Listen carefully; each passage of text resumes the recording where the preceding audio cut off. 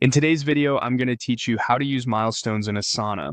Milestones are perfect for calling out big checkpoints in your work, things like kickoff, design sign-off, beta launch, or final delivery.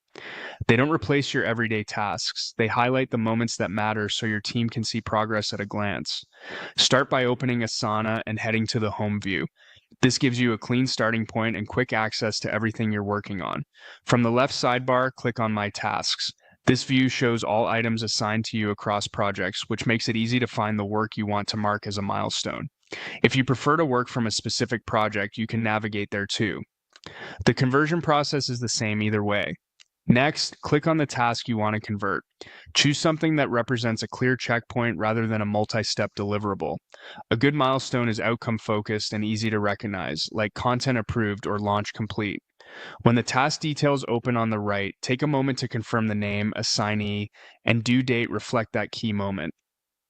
Clear naming and a realistic due date help everyone understand what success looks like and when you expect to hit it. Now look to the top right of the task pane and click the three dots menu. This opens additional options you won't see in the main toolbar. Hover over Convert To. You'll see several conversion choices. Click Milestone. As soon as you do, Asana updates the task type. You'll notice a distinct milestone icon, and in views like Timeline and Board, it will stand out visually so stakeholders can spot major checkpoints without digging into details. Converting a task to a milestone doesn't change the assignee, followers, or due date, and you can still add comments, attachments, and subtasks for context. That flexibility is helpful if you want to keep related notes in one place while still treating the item as a key marker. If you ever need to switch it back, open the same three dots menu, hover over Convert To, and choose the regular task type again.